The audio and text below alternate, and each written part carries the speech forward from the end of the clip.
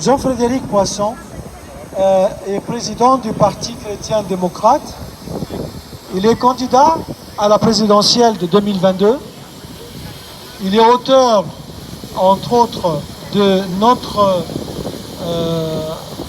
notre sang vaut plus cher que leur parole, vaut moins cher que la parole en 2016.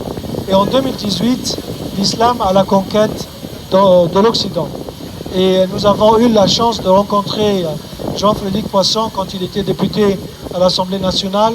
Il nous a reçus dans le cadre, il y a quelques années, de toutes les actions horribles de Daesh en Irak, en Syrie, etc.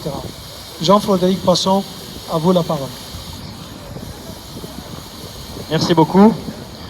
Merci aux organisateurs de cette réunion, cher Laurent. Mesdames et messieurs, c'est un jour triste pour cette année 2020 qui, dans l'histoire de l'humanité, sera certainement marquée par l'épidémie qui vous fait tous porter des masques et qui nous empêche de bénéficier du charme de certains visages, malheureusement pour nous. Mais ce qui s'est passé aujourd'hui, ou ces jours-ci, avec la décision de Recep Erdogan, est triste parce que c'est un recul historique quasiment sans précédent. Certes, la basilique Sainte-Sophie a déjà été une mosquée. Elle a été aussi une basilique orthodoxe dans laquelle ont été couronnés des empereurs et des impératrices byzantins. Mais depuis 80 ans maintenant, 90 ans, le chef d'État turc avait considéré que dans une volonté de réconciliation, dans une volonté de paix entre les religions, dans une volonté d'offrir d'une certaine manière à l'humanité tout entière ce magnifique monument qu'est la basilique Sainte-Sophie, Atatürk avait décidé d'en faire un musée, un lieu neutre en quelque sorte. Le chef d'État turc a décidé de rompre avec cette neutralité. Il injurie ainsi la mémoire de son propre pays, mais d'une certaine manière, ça ne nous appartient pas. Il injurie surtout cette volonté qui consiste à considérer certains monuments à la surface de la Terre comme propriétaires de l'humanité tout entière.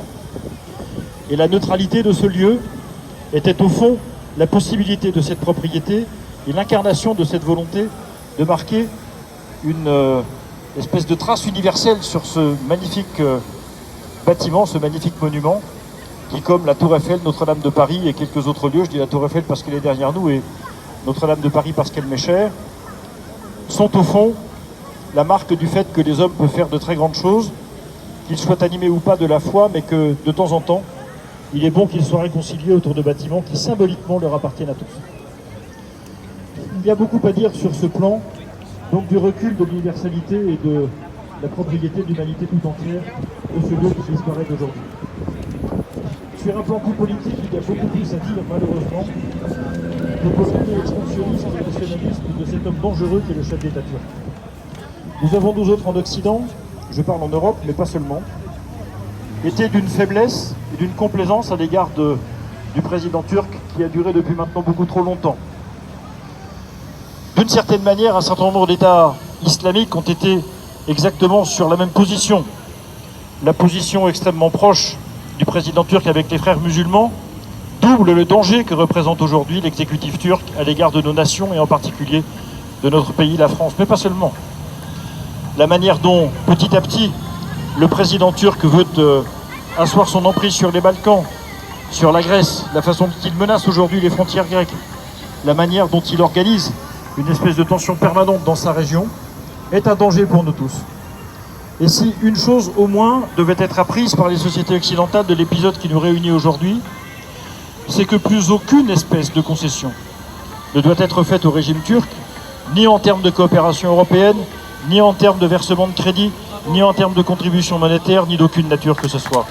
On ne peut pas continuer à soutenir un régime qui injurie l'humanité tout entière et qui menace l'humanité, une partie de l'humanité dans laquelle nous sommes, simplement parce que, eh bien, il aurait à conforter sa propre position, parce qu'il est affaibli en Turquie à l'égard de sa propre population et qu'il pose des actes symboliques qui sont un recul, un repli, une négation de l'humanité telle que la décision qu'il vient de prendre. Donc voilà ce que je voulais partager avec vous aujourd'hui. Nous ne sommes pas très nombreux, mes amis, ça n'a pas d'importance. L'important dans la résistance, ce n'est pas qu'elle soit nombreuse, c'est qu'elle existe. Et les résistants aujourd'hui existent. Et ils viennent d'horizons extrêmement nombreux, qu'ils soient confessionnels, nationaux, culturels. C'est bien la preuve qu'une protestation large maintenant doit se manifester à l'égard de cet événement.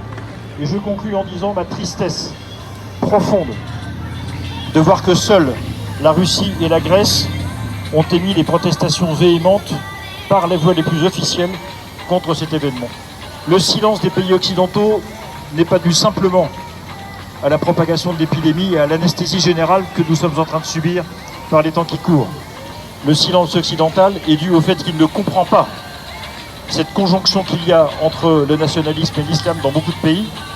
Il ne comprend pas comment les Turcs ont décidé de rétablir l'Empire ottoman, enfin Erdogan en tout cas, a décidé de rétablir l'Empire ottoman et donc le califat. Et ne comprenant pas tout ça, évidemment, ils ne peuvent pas adopter les bonnes attitudes. Et donc c'est pourquoi je vous invite à faire en sorte que votre protestation se propage au-delà simplement de ce parvis, que vous fassiez chacun et chacune d'entre vous connaître par tous les moyens à votre disposition votre très vive protestation et votre émotion, y compris à l'égard de nos propres dirigeants. Merci de votre mobilisation, elle est très importante, elle est symbolique, ce qui veut dire qu'elle va bien au-delà simplement de notre présence ici.